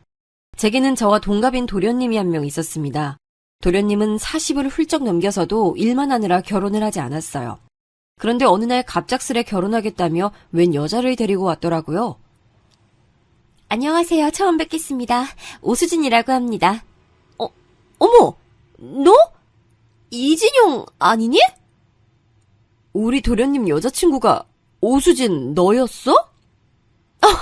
이게 얼마만이야? 너 학교 그만두고 처음 보는 거니까 20년도 넘었네? 어떻게 이렇게 만나니? 너무 반갑다. 세상이 아무리 좁다고 해도 그렇지 글쎄 도련님이 데리고 온 여자친구가 바로 제 대학 동기더라고요. 시부모님께서도 대학 동기라는 이야기에 바로 둘이 친했냐고 물으셨어요. 친구 사이끼리 동서지간이 되면 너무 좋겠다면서요. 시부모님의 말씀에 수진이는 곧바로 저와 친했다고 대답했지만 사실 제 생각은 좀 달랐습니다. 수진이는 정말 기억이 나지 않아 그렇게 대답한 것인지는 몰라도 저는 아무리 다시 생각해봐도 우리 둘은 전혀 친한 사이가 아니었거든요. 오히려 사이가 안 좋은 편이라면 안 좋은 편이었죠. 둘 다 대학 때 주변에 친구도 많은 편이었고 교수님들에게도 예쁨을 많이 받던 편이라 은근 알게 모르게 둘 사이에 신경전이 좀 있었습니다. 물론 제가 사고를 쳐서 대학을 졸업도 하기 전에 결혼식부터 올렸으니 믿지 않으실 수 있지만 사실 지금의 남편을 만나 불꽃이 튀어 아이를 가지기 전에는 대학생활 내내 미팅 한 번, 클럽 한 번 가본 적 없을 정도로 성실하게 공부만 한 타입이었거든요. 사실 저와 수진이가 처음부터 사이가 안 좋았던 건 아니었어요. 대학 때 일입니다. 함께 과제 준비를 한 적이 있었는데 당시 제가 생각했던 수진이의 이미지와는 달리 막상 함께 과제를 하다 보니 은근 얄미운 타입이더군요. 모임 때마다 미리 자료조사도 해오지 않고 하는 거라고는 없이 몇 시간 동안 수다만 떨고 친구들 험담만 하는 걸로 모자라서 아직 회의가 끝나지도 않았는데 항상 여기저기 선배들에게 전화를 걸어 술 약속을 잡더니 결국은 바쁘다며 제멋대로 가버리기 일쑤였습니다. 결론적으로 과제 준비는 하나도 참여한 게 없었어요. 그래놓고 조원들이 다 준비해 놓으면 그제서야 본인이 너무 한 게 없다면서 보답으로 발표하겠다며 헛소리를 하더군요. 저와 함께 과제를 할 때뿐만이 아니라 다른 아이들과 할 때도 항상 그런 식으로 해온 것 같았어요. 그런데 오수진 주변에는 워낙 대단한 선배들이 많아서 족보도 잘 구하고 선배들도 많이 소개해주고 그래서 그랬는지 아이들이 은근 싫은 소리를 못하더라고요. 그런데 저는 그런 부분에 있어서 잘 참고 좋게 넘어가는 편이 아니었어요. 말을 마음에 담아두지 못하는 성격이었죠. 그렇게 미안했으면 어제라도 밤새워서 자료조사라도 했어야지. 이제 와서? 마치 네가 다 준비한 것처럼 발표를 하겠다고? 말했잖아. 어제는 몸이 너무 안 좋았다니까? 그리고 솔직히 우리 조원 중에 내가 발표 제일 잘하잖아. 저번 모의 토론 때 점수도 내가 제일 좋았던 거. 기억 안 나? 이번 과제가 모의 토론도 아니고 네가 조사한 내용도 아니잖아. 아무리 말을 잘해도 준비도 안 된 상태에서 무슨 발표를 한다고 그래? 그러다 발표 망치면 네가 책임질 거야? 와, 너? 네가 조사 좀 많이 했다고 되게 생색낸다. 그래, 그럼 발표도 잘난 네가 다 하면 되겠네. 완전 잘난 척 오지네. 짜증나. 네가 다 해먹어라. 그뿐만이 아니었어요. 조언이었던 애들 앞에서 제가 자신에게 싫은 소리 좀 한 거에 기분이 상했는지 그때부터는 아예 저를 대놓고 싫어했어요. 제가 뭐만 하면 꼬투리를 잡고 자신과 친한 애들과 무리지어 다니며 은근 비아냥거리더라고요. 그리고 문제는 그뿐만이 아니었습니다. 어느 날 갑자기 교수님께서 저를 부르시더라고요. 교수님, 제가 그런 거 정말 아니에요. 제가 선배 중에 아는 사람도 없는데 족보를 어디서 구했겠어요. 네가 돌린 족보라고 벌써 소문이 났던데 자꾸 아니라고 잡아댈 거야? 나중에 한 일이긴 하지만 족보를 돌린 건 오수진이 한 일이었더라고요. 일부러 저에게 덮어 씌운 것인지까진 확실하지 않았지만 어쨌든 제가 하지도 않은 일을 가지고 교수님께 불려간 것도 모자라 저는 그 교수님 수업에서 최고 낮은 학점까지 받았습니다. 그러니 절대 잊으려 해도 잊히지 않았죠. 그런데 그런 애와 동서지간이 될지도 모른다뇨. 하지만 어쩌겠어요. 제가 싫다고 결혼을 하지 말라고 할 수도 없는 노릇이고 한편으로 생각해보면 그것도 이미 20년이나 지난 옛날 일이었으니 오수진 입장에서는 기억을 못할 수도 있겠다 싶었습니다. 그리고 대학 때는 제가 이 친구보다 성적도 더 좋았고 인성도 더 나았다고는 해도 어쨌든 제가 딸아이를 키우느라 정신없이 살던 사이 이 친구는 그 어렵다는 사법고시까지 패스해 변호사가 되었더군요. 형수도 학교 다닐 때 성적 좋았잖아요. 형수도 계속 공부했으면 지금 당연히 변호사하고 있을 텐데. 그 어린 나이에 사고치고 결혼해서 애 키우고 사느라 대학 졸업도 못했는데요, 뭐. 아무리 그래도 너무 아깝잖아요. 형수도 안 늦었어요. 지금이라도 로스쿨 들어가서 시험 봐요. 자기야, 희망 고문도 적당히 해야지. 얜 대학 졸업을 못했잖아. 대학 졸업장도 없는데? 로스쿨을 어떻게 가? 참... 그러고 보니 형수는 졸업을 못했구나. 괜찮아요, 도련님. 대신 저는 우리 딸내미 저렇게 예쁘고 훌륭하게 키워서 법대까지 보내고 제 남편이 로펌 수석 변호사까지 됐잖아요. 저는 누가 제게 뭐라고 한 것도 아닌데 괜히 마음이 불편해 그 자리를 피해 주방으로 왔습니다. 디저트를 준비하겠다는 명분으로요. 안 그래도 최근에 자존감이 많이 떨어져 있던 상황이었는데 변호사가 된 대학 동기까지 만났으니 저는 더 감정이 좋지 않았죠. 그런데 그때 마침 오수진이 주방까지 따라 들어오더군요. 어머? 이 쿠키며 케이크 다 네가 만든 거야? 너무 맛있겠다. 너 변호사는 못 됐어도 이 정도 실력이면 카페는 할 수 있겠는데? 딸아이가 어릴 때부터 몸이 약해서 먹는 게 예민했거든. 그래서 집에서 항상 만들어 먹이다 보니 이제 웬만한 건 다 내가 만들어. 네가 20년 동안 열심히 법대생 만들었다는 그 딸. 걔가 몸이 좀 아팠나 봐? 수술도 하고 많이 힘들었을 텐데 워낙 성실하느라 공부도 열심히 잘 따라와 줬어. 근데 딸도 그렇고 네 남편도 그렇고 그게 뭐 네가 잘해서 된 거니? 다들 알아서 열심히 해서 본인들이 이뤄낸 거지. 지금도 보세요. 워낙 특유의 상냥한 목소리로 나긋하게 말하는 바람에 하마터면 저를 생각해서 하는 말이라고 착각할 뻔했습니다. 그때부터였습니다. 디저트를 먹는 동안도 가족들은 모두 화기애애하게 보였지만 저는 어쩐지 낄 수가 없었어요. 어쩌면 저도 예비동서에게 질투가 나서 끼고 싶지 않았는지도 모르겠습니다. 제 배포가 그 정도밖에 되지 않는지 도련님의 결혼 상대로서 반갑게 맞이할 수만은 없더라고요. 하지만 가족 누구에게도 티를 낼 수는 없었어요. 안 그래도 딸아이는 제가 어릴 때 임신을 해서 자신을 낳고 키우느라 대학도 제대로 졸업하지 못했다는 거에 대해 말하는 걸 좋아하지 않았어요. 한창 예민했던 사춘기 시기에 저희 친정에 가면 친정 부모님께서 딸아이 앞에서 한 번씩 푸념하시곤 했거든요. 저는 그럴 때마다 딸아이에게 미안해서 항상 저는 괜찮다며 사실 공부가 적성에 맞지도 않았다고 너희 아빠를 만나 너무 행복하고 감사한 마음으로 살고 있다고 잔뜩 포장해서 이야기하곤 했습니다. 그래서 지금에 와서야 제가 느끼고 있는 이 감정과 아쉬움을 누구에게도 들키고 싶지 않았어요. 그런데 제게 새로운 고난이 닥쳐왔습니다. 그 고난은 바로 제 동기이자 동서지간이 될지도 모를 오수진 그녀였죠. 처음 인사를 왔던 날 저를 은근히 무시했다고 생각했던 제 촉이 역시나 틀리지 않았더군요. 어느 날이었습니다. 하루는 예비동서 오수진, 걔가 여자들끼리 모여서 즐거운 시간을 보내자며 저와 시어머니를 불러냈어요. 영화도 보고 맛있는 것도 먹자면서요. 저희 도련님을 많이 좋아하긴 하는지 저희 시어머니에게 잘 보이고 싶어 하는 것 같았어요. 영화도 미리 예매해놓고 식당도 예약해두었더라고요. 그런데 수진이가 회사 일이 바쁜지 영화를 보는 동안도 몇 번씩 회사에서 전화가 오더라고요. 그리고 예약해둔 식당에 가서도 몇 번이나 전화가 걸려왔어요. 그 모습을 보다 못한 시어머님은 아무래도 그냥 넘기기 힘드셨는지 결국은 말씀하시더라고요. 너희 로펌 다른 변호사들한테 듣기야 했다만 네가 그렇게 인력심이 많다며 아무리 일이 좋아도 몸 생각은 하면서 일해야지. 네, 그래야죠. 근데 아직은 일이 너무 재밌어서요. 한 살이라도 어릴 때 하나라도 더 많은 케이스를 경험해봐야 나중에 개소에서도 잘할 수 있을 것 같아서요. 예비동서는 아무래도 시어머니나 시아버지께서 모두 같은 변호사셨으니 누구보다 자신의 입장을 이해해 줄 거라 생각한 것 같았지만 사실 저희 어머님은 변호사 생활을 하시면서도 아들들을 살뜰히 키워내신 슈퍼맘이셨습니다. 그리고 항상 일보다는 가정이 먼저라 말씀하실 정도로 아들들을 사랑으로 키우셨죠. 그래서 제가 딸아이를 키울 때도 시어머니는 언제든지 일하고 싶다면 뭐든 도와줄 테니 말만 하라고 하셨어요. 하지만 아이가 자라면서 많이 아팠으니 제게는 그럴 여유가 없었지만 말입니다. 안 그래도 내가 한번 얘기하려고 했었는데 네 나이도 있고 아이 가지려면 지금부터 몸 관리 잘해야 해. 아이요? 저는 제 나이도 나이지만 사실 아이를 낳겠다는 생각까지는 아직 안 해봐서요. 어머? 아이 그게 무슨 소리야. 부부한테 아이가 얼마나 중요한데 아직 생각을 안 해봤으면 지금부터라도 꼭 다시 해봐.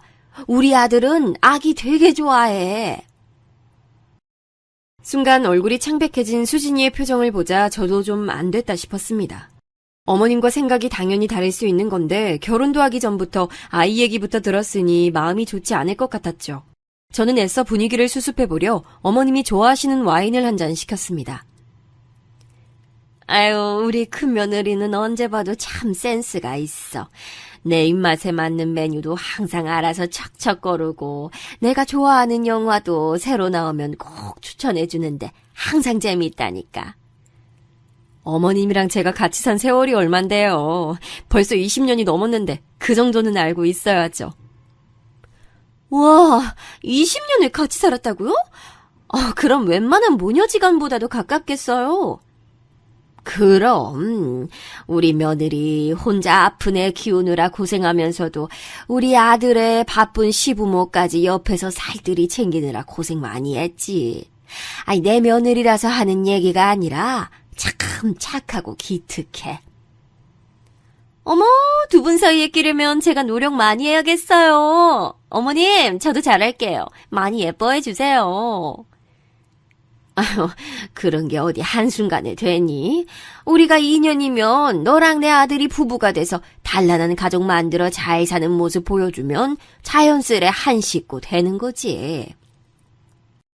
수진이는 저와 시어머니의 사이가 부러워 샘이 났는지 시어머니가 잠깐 화장실 가신 사이 제게 시부모님이 역시 재력이 있어서 그런지 며느리들한테 서로 잘하라고 은근 경쟁을 시키는 거라며 비아냥거리더라고요. 저는 절대 그런 분이 아니라고 선을 그었어요. 그러자 제게 나중에 물려받을 재산 바라고 잘하는 거면서 착한 척하지 말랍니다. 정말 기가 막히더군요.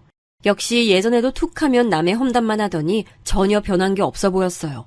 그렇게 시간이 흘러 저희 도련님과 예비동서는 무사히 상견례를 마치고 결혼 날짜까지 잡았습니다. 결혼식을 며칠 남기지 않고 어느 날 예비동서가 친정 부모님께서 가져다 드리라고 했다면서 웬 고가의 상품권 봉투를 가져왔더라고요. 참, 형님은 예단 뭘로 하셨어요? 상품권 아니면 그냥 현금? 아이고, 우리 큰 며느리야. 제일 큰 선물인 우리 큰 손녀 만들어 왔잖아. 상품권이니 돈이니 그런 게 다 무슨 소용 있어. 우리 손녀가 최고지. 아무리 그래도 요즘 세상에 어떻게 맨몸으로 시집을 와요. 우리 시부모님 너무 좋으신 분들이다. 그쵸, 형님? 어머니 앞이라고 꼬박꼬박 말은 높이고 있었지만 저번처럼 은근 저를 무시하는 행동은 여전했습니다. 이쯤 되니 저와 한번 해보자는 건가 싶었죠. 아마도 저번 일 때문에 더 심해진 것 같았어요. 하지만 대놓고 싸움을 걸어오는 것도 아니었으니 제 입장에서 괜히 대꾸에 문제를 일으킬 수는 없었어요. 그러는 사이 어느새 도련님과 수진이는 결혼식을 올렸습니다. 대학 때는 몰랐던 사실인데 수진이네 친정 부모님 두 분 모두 미국에서 변호사 일을 하고 계시더라고요. 그래서 결혼식 준비 내내 한 번도 보질 못하고 식이 끝나자마자 다시 미국으로 돌아가셨다네요. 수진이는 대학 때부터 혼자 한국에서 생활해서 항상 가족들끼리 북적이며 사는 모습이 부러웠답니다. 그래서 만약 결혼하게 되면 시부모님과 함께 살고 싶었다면서 결혼을 하고도 저희 시부모님이 사는 집에 들어와 살겠다고 하더라고요. 어른들은 당연히 좋아하셨지만 저는 오수진의 그 새까만 속을 모르지 않았어요. 얼마 전 만났을 때 시부모님께서 이야기한 게 있었거든요. 평생 변호사 생활을 하시며 바쁘게 사셨으니 은퇴하고 나면 미리 사둔 시골 별장에 내려가서 소일거리나 하며 한가로이 살 거라고 하시면서 그 전까지만이라도 자식들과 손주들과 북적거리며 살고 싶다고 하시더라고요. 그러고는 시아버지께서 제게 그때까지 함께 살아주면 결혼하고 내내 시부모 모시고 사느라 고생했으니 지금 사는 주택을 증여해주겠다고 농담 섞인 말을 하셨어요. 당시에는 서방님도 그럼 우리는 이라며 맞장구를 쳐서 웃고 넘겼는데 제가 아는 오수진이라면 그 말을 신경 쓰지 않을 리 없었어요. 아무래도 이래저래 제게 그 집을 그냥 뺏기고 싶지 않아서 그러는 것일 수 있겠다는 생각이 들었죠. 그러던 어느 날이었습니다. 웬일로 일찍 퇴근해 집에 들어온 동서가 주방에서 저녁을 차리느라 분주한 제 곁으로 다가오더니 다짜고짜 오늘 세탁소에서 배달이 안 오냐고 묻더라고요. 저는 오늘 잠깐 모임이 있어서 나갔다 오는 바람에 세탁소 배달을 받지 못했다고 했습니다. 오늘은 내가 집에 없어서 못 받았는데 아마 내일 오전 중에 올 거야. 오면 내가 받아둘게. 내일 입어야 하는 옷이라 오늘까지 꼭 받기로 한 거였는데 안 받아두시면 어떡해요? 동서, 말이 이상하다. 지금까지는 내가 집에 있을 때 배달이 왔으니까 받아준 거지. 동서 세탁 받아주는 게 원래 내 일은 아니잖아. 집에 안 계실 거였으면 미리 말이라도 해주셨으면 좋았잖아요? 내일 중요한 행사를 입고 가려고 미리 맡겨둔 건데. 그렇게 중요한 거였으면 동서가 미리 찾아다 놨으면 됐잖아. 내가 어디 나갈 때마다 동서한테 보고해야 해? 그런 뜻으로 하는 말 아닌 거 알면서 꼭 꼬투리 잡으셔야겠어요? 정말 누가 집에서 노는 아줌마 아니랄까봐. 동서, 지금 뭐라 그랬어? 뭐? 집에서 노는 아줌마?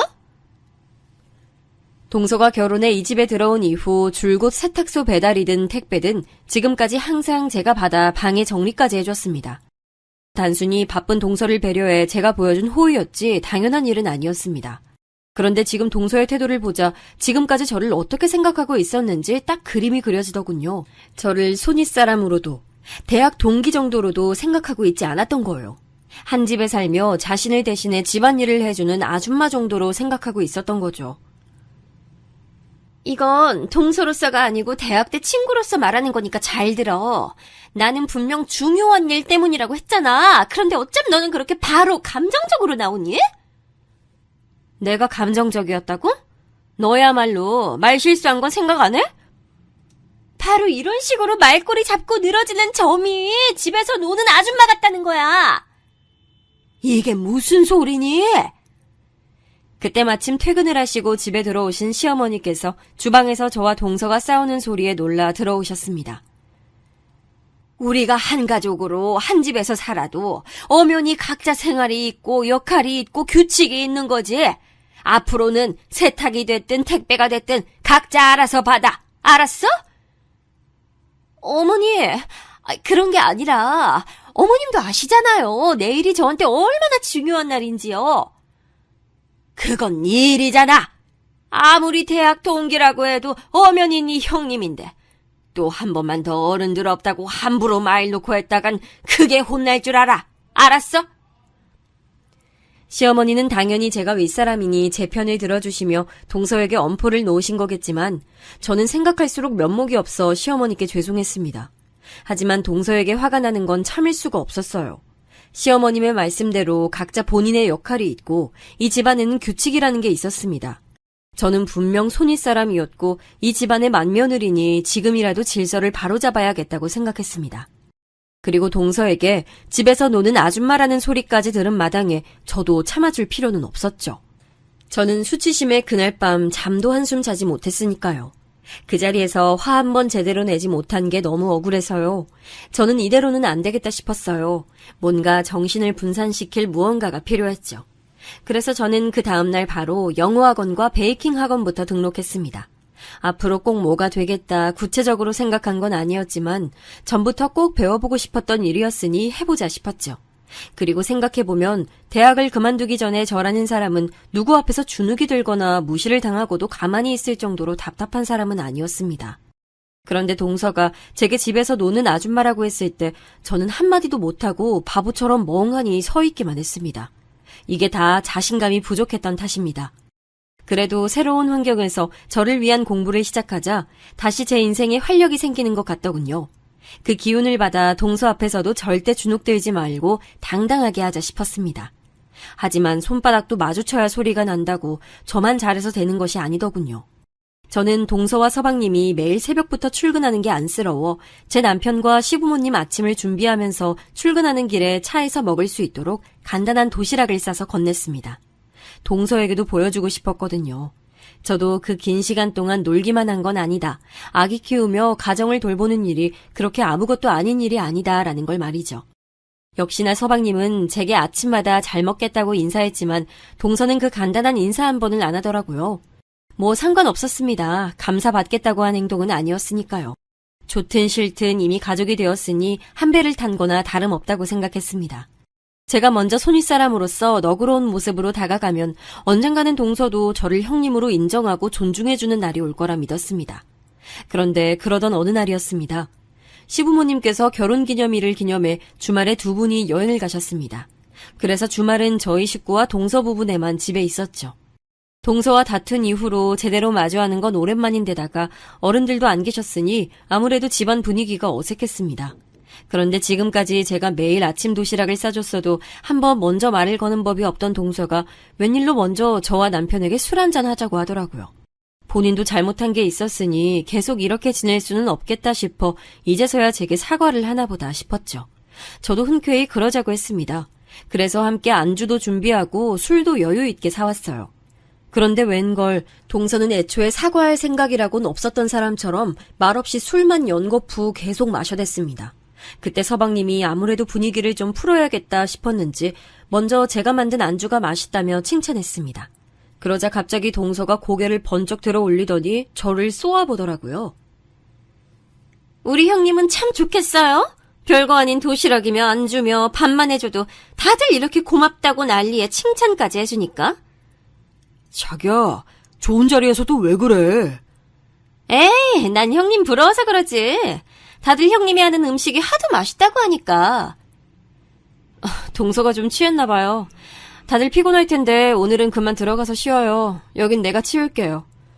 에이, 형님, 또 혼자 치우고 칭찬받으려고? 안 되겠다. 이번엔 내가 다 하고 내가 예쁨 받을래요. 재수씨, 지금 뭐 하시는 거예요? 취하셨어요? 형 미안. 형수님 죄송해요. 수진이가 좀 취했나 봐요. 제가 이 사람 먼저 데리고 들어갈게요. 술에 취해 비틀거리는 동서를 서방님이 부축해 들어가는 모습에 남편은 제게 괜찮냐고 물었습니다. 재수씨가 저런 술버릇이 있을 줄은 몰랐다면서요.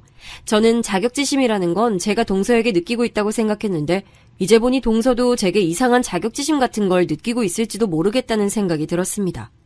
동서처럼 잘난 사람이 도대체 뭐가 아쉬워서 저를 저런 식으로까지 무시하려고 하는 것인지 이해가 되질 않았거든요. 그냥 미안하다고 사과 한마디만 하면 끝날 일을 가지고 말이죠. 그런데 다음날 아침 주방에서 해장국을 끓이고 있던 제게로 아무렇지 않은 얼굴로 동서가 다가왔습니다.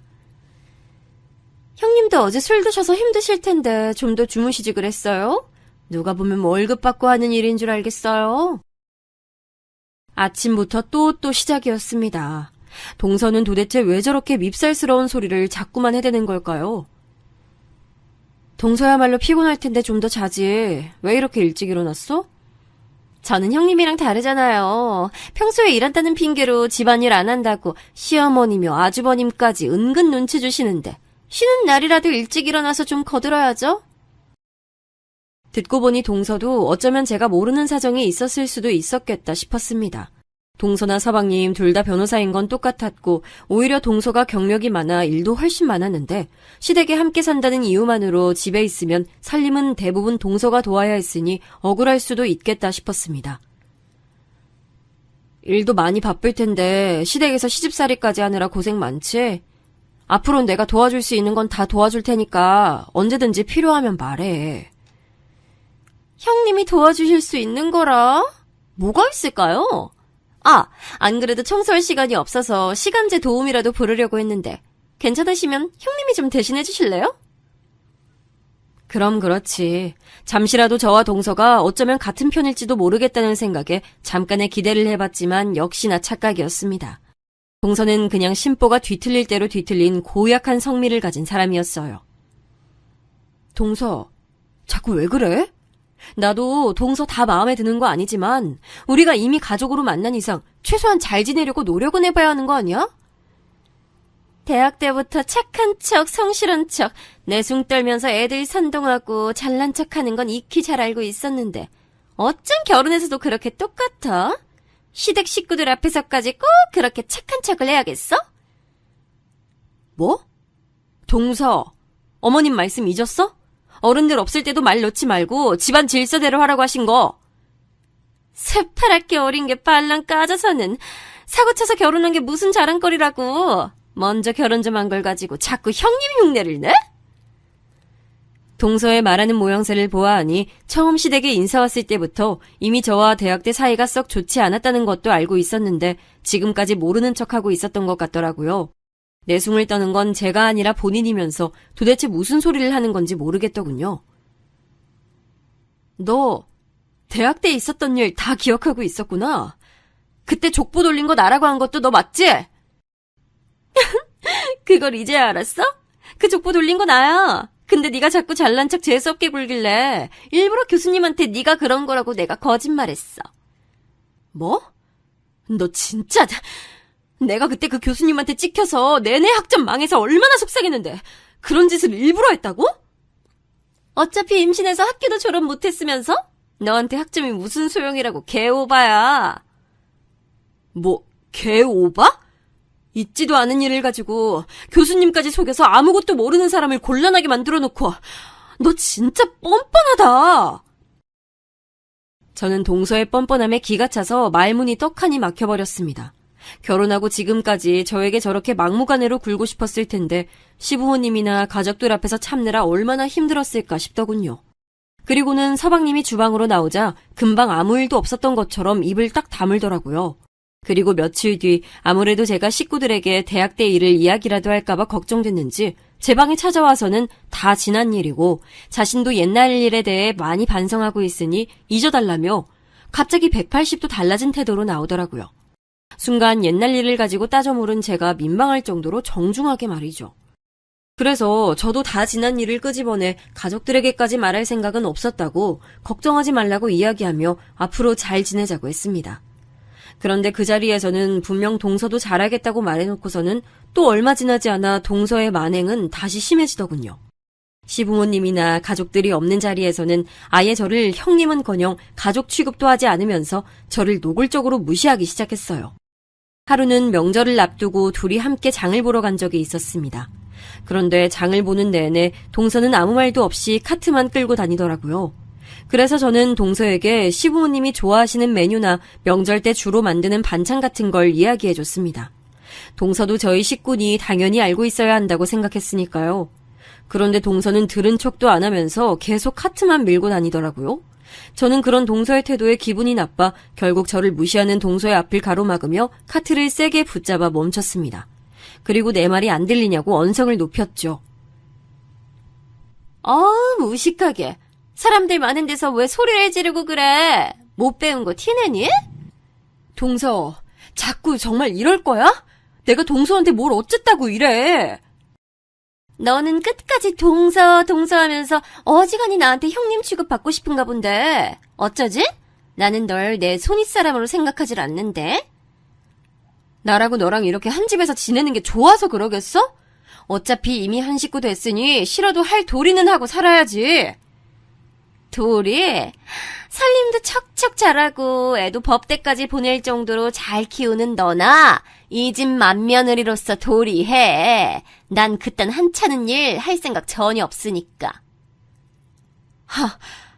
하찮은 일이라고? 저는 참아보려고 했지만 그만 눈물이 왈칵 쏟아지고야 말았습니다. 동서가 저를 싫어해서 상처를 주려고 작심하고 하는 소리라는 걸 알면서도 참아지지 않았죠. 저는 마트에서 장도 보지 못한 채 그대로 집으로 돌아왔습니다. 그리고 며칠을 알아누웠어요. 시부모님과 남편은 도대체 무슨 일이냐고, 장도보다 그냥 올 정도로 아픈 거면 병원에 가봐야 하는 거 아니냐고 걱정했지만 저는 몸이 아픈 게 아니라 동서 때문에 화병이 난 것이라고 말했죠. 사실 동서가 처음 만났을 때부터 은근 저를 무시했었는데 그때도 저는 괜한 자격지심 때문에 착각한 것이라 여기며 넘어갔다. 그런데 마트에서는 아예 저를 대놓고 무시했다고 사실대로 얘기했어요. 그리고 도저히 저는 동서와 함께 살 수 없다고 말했죠. 제 말 한마디에 순식간에 집안 분위기는 싸늘해졌습니다. 시부모님께서도 화가 많이 나신 것 같았어요. 명절날 며느리들끼리 싸움이 난 것도 말이 안 되는데 어디 감히 손아래 동서가 손위 동서를 무시하고 문제를 일으키냐면서요. 저도 일을 이렇게까지 만들고 싶진 않았지만 어쩌겠습니까. 저는 지금까지 최대한 많이 참고 동서와 어떻게든 잘 지내보려 노력했습니다. 하지만 그런 제 노력을 다 물거품 만들어버린 건 항상 동서였죠. 저는 동서가 제게 사과를 할 때까지 다신 말도 섞고 싶지 않다고 했어요. 그런데 갑자기 이를 들은 동서가 바닥에 주저앉더니 눈물을 흘리며 울분을 토해내더군요. 뜬금없이 제가 일찍 결혼해서 예쁜 아이도 낳고 어머님 아버님의 사랑을 독차지하는 게 부러워서 그랬다네요. 사실 저도 결혼하고 내내 노력은 하고 있는데 제 마음처럼 아이가 생기질 않아서 스트레스를 많이 받았나 봐요. 형님, 제가 실수했어요. 너무 죄송해요. 처음 듣는 이야기였습니다. 제가 알기론 분명 동서는 전혀 아이를 낳을 생각이 없는 걸로 알고 있었는데 갑자기 이런 상황에서 아이가 생기지 않아 스트레스라니요. 분명 지금 이 상황을 벗어나기 위한 핑계로 밖엔 들리지 않았습니다. 하지만 그런 사정을 알 리 없는 가족들은 동서의 말을 다 믿는 눈치였죠. 둘째야, 우리가 손주가 보고 싶은 마음에 너를 너무 힘들게 했구나. 절대 널 힘들게 하려고 그런 거 아니야. 안 생기면 할 수 없는 거지. 그래, 네 시어머니 말이 맞아. 아이 문제로 절대 스트레스 받을 필요 없어. 너희 부부만 행복하게 잘 살면 우린 그걸로 됐어. 이야기의 흐름은 분명히 제가 생각했던 방향으로 흐르지 않았습니다. 오히려 다시는 시부모님께서 동서에게 아이 얘기는 꺼내지 않을 명분을 만들어준 셈이었죠. 그 순간 알았습니다. 동서는 제가 생각했던 것보다 더 보통이 아니라는 사실을요. 아주 어마어마한 불엿이었습니다. 역시 변호사는 아무나 하는 게 아니었어요. 그날 이후 저는 홀로 마음속에 작은 백기를 들었습니다. 제가 저런 불려시를 이길 수는 없겠다는 확신이 들었죠. 그래서 저는 그냥 예전의 저로 돌아가기로 했습니다. 동서가 이 집에 들어오기 전처럼 말이죠. 저는 저대로 가족들 내조를 하고 집안일에 매진하기로 했습니다. 그리고 베이킹과 영어 공부도 꾸준히 열심히 했죠. 그리고 보란듯 동서와 서방님 방 청소나 세탁까지 신경 써서 도와줬어요. 그러던 어느 날이었습니다. 세탁소에서 배달 온 동서와 서방님 옷을 받아 동서 부부의 방 안에 넣어주러 들어갔는데 우연히 동서의 화장대 위에서 난임센터 광고를 봤어요. 시부모님께서 괜찮다고야 하셨지만 사실 서방님은 항상 아이가 하나는 꼭 있었으면 좋겠다는 말을 은연중에 하고는 했으니 동서 나름대로는 난임센터까지 다니며 노력 중인가 보다 싶었어요. 그러다 며칠 후 저는 오랜만에 대학 친구들을 만나게 됐습니다. 친구 아이의 돌잔치였거든요. 이때 동서의 아주 큰 비밀을 알게 됐죠. 워낙 오랜만에 만난 친구들은 당연히 저와 동서의 사이를 궁금해했습니다. 대학 동기와 동서 사이가 된 느낌이 어떠냐면서요. 저는 아무리 친구들이라도 남에게 가족 험담을 해봐야 그게 다 제 얼굴에 침 뱉기니 그냥 서로 바빠 얼굴 볼 시간도 없어 사이가 좋고 나쁜 것도 없다고 대충 둘러대며 오늘 돌잔치의 주인공인 친구에게 말을 돌렸습니다. 우리 나이에 어떻게 그렇게 금방 아이가 생겼냐고요. 그러자 친구는 결혼 얘기가 나왔을 때부터 어떻게든 하나만 낳겠다 마음 먹고 전투적으로 노력했답니다. 대학 때는 남자친구 얘기만 나와도 부끄러워서 어쩔 줄 몰라 했던 친구들이 어느새 다 아줌마가 돼서 부끄러운 줄 모르고 아무 얘기나 막 하더라고요. 그러다 한 친구가 다시 제 동서 얘기를 꺼냈습니다. 근데 걔 수진이는 루프 제거 수술했겠지? 아니면 애 안 낳는다고 했으니까? 처음부터 남편이랑 합의하고 결혼한 건가? 뭐? 그게 무슨 소리야? 수진이면 우리 동서? 동서가 루프 시술을 받았다고? 어머, 너 몰랐구나. 걔 대학 때부터 애 안 낳고 즐기기만 할 거라고 입이 마르게 얘기하고 다녔잖아. 난 하도 쿨한 척하고 살길래 당연히 지금 남편도 알겠지 했는데. 친구의 말에 저는 눈이 휘둥그레졌습니다. 저는 3학년 때 학교를 그만둬서 몰랐는데 학교에서는 이미 공공연하게 소문이 무성했더군요. 가족인 저도 몰랐던 일이었는데 사실은 동서 친정 부모님께서 미국에서 변호사로 계신 건 맞지만 대학 때 두 분이 이혼하셨답니다. 당시 재산 문제로 소송까지 하며 한국에 왔다 갔다 하면서도 서로 수진이를 미국에 데려가지 않겠다고 싸우셨다네요. 이미 성인이 된 자녀를 부양할 의무가 없다면서요. 그때 수진이는 부모에게 너무 큰 상처를 받아서 부모에게 버림받았다고 매일 울고불고하며 자신은 절대 결혼도 하지 않고 아이도 낳지 않겠다. 친구들에게 매일 입버릇처럼 말했답니다. 그리고 이 남자 저 남자 만나며 매일 남자를 바꿔 사귀는 것도 모자라 갑자기 피임 시술을 받았다고 하더라고요. 그때는 다들 나이도 어렸고 피임에 대해 말하기 꺼리던 시절이니 동서의 행동이 이해가 안 되기도 하고 걱정되기도 해서 다들 충격적인 일로 기억하고 있었다네요. 친구의 말이 사실이라면 저도 충격이었습니다. 동서 친정 부모님께서 이혼하셨다는 사실도 저희 시댁에서는 전혀 모르고 계셨으니 그것도 충격이었지만 만약 동서가 아이를 원하지 않아서 정말 피임 시술을 받은 상태로 결혼을 했고 서방님을 속이고 계속 난임센터를 다니고 있는 척을 하는 거라면 이건 명백한 사기 결혼 혹은 저희 시댁을 모욕하고 있다고 생각할 수밖에 없었습니다. 저는 이 일에 대해 어떻게 해야 할지 몰라 혼란스럽더군요. 동서에게 직접 확인한 사실도 아니다 보니 시댁 식구들이나 남편에게는 상의조차 할 수 없었습니다. 그런 와중에 동서는 새로 개소한 변호사 사무실 일로 정신없이 바빠 집에는 거의 들어오질 않았어요. 그러던 어느 날 사무실 개소 준비가 거의 끝났다며 집에 들어온 동서는 시댁 식구들이 모두 모인 자리에서 개소식 초대장을 모두에게 건넸어요. 동서가 아주 오래전부터 꿈꿔왔던 일이었으니 아주 행복해 보이더라고요. 시부모님께서는 이렇게 기쁜 일에 당연히 친정 부모님도 오시냐고 물으셨지만 동서는 아마 일이 바쁘셔서 못 오실 거라고 둘러대더라고요. 저는 그제야 동서에게 확실히 확인해야겠다 싶어 동서를 따라 방으로 들어갔습니다. 그리고 물어볼 게 있다고 말문을 열었죠.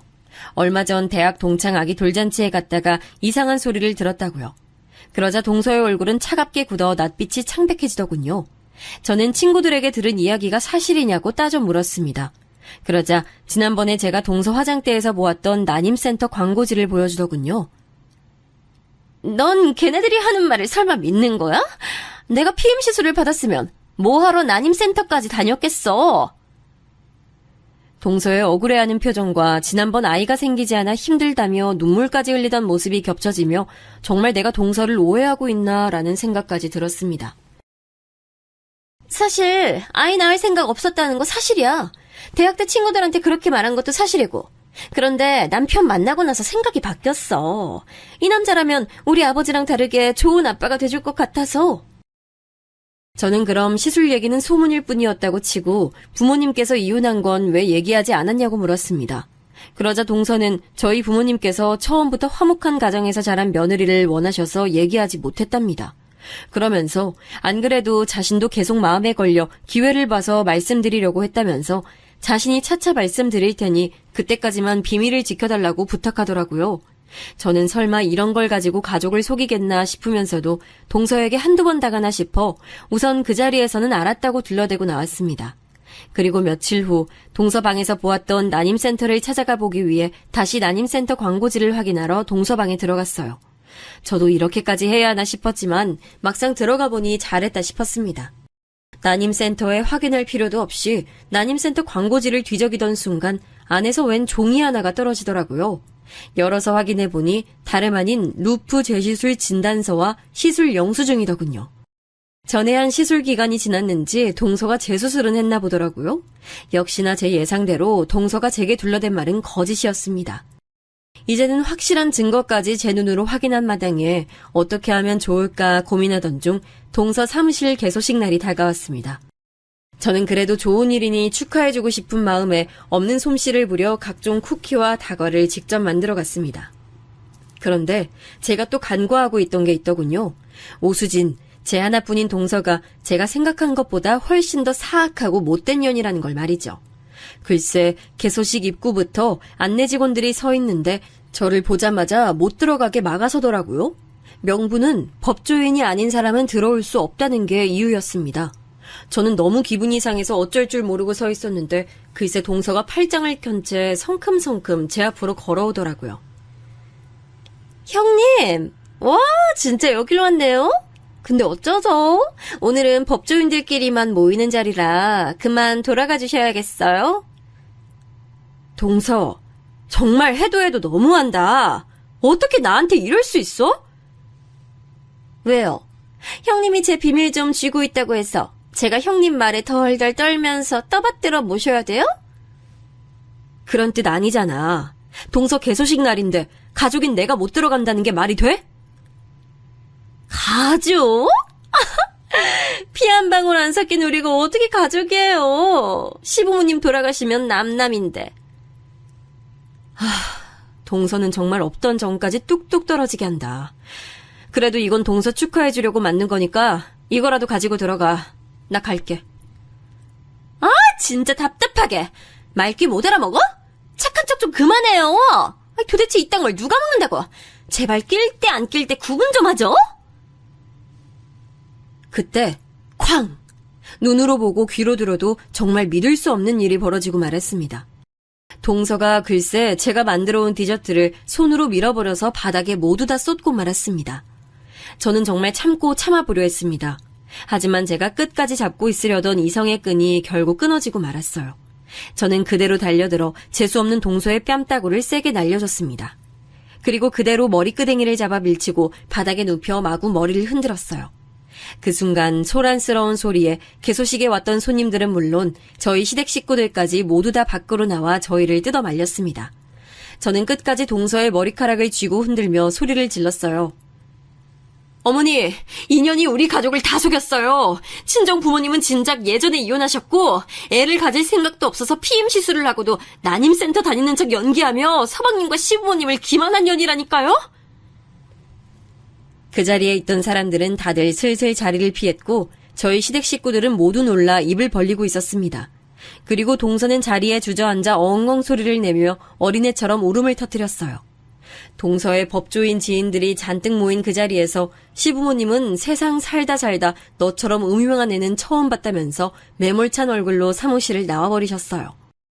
동서는 지푸라기라도 잡는 심정으로 서방님을 아주 애처로운 얼굴로 바라봤지만 서방님은 어떻게 얼굴 하나 안 변하고 거짓말을 할 수 있냐며 자신은 소름이 끼쳐서 잠시도 같이 못 살 것 같으니 당장 짐을 싸서 나가라고 소리를 질렀습니다. 그 이후 저는 동서와 단 한 번도 마주친 일이 없었으니 근황이야 모르지만 서방님 말로는 워낙 소문이 빠른 동네라 사무실도 금방 문을 닫았다네요. 저는 웃음이 절로 나왔습니다. 동서도 이제는 잘 알았겠죠?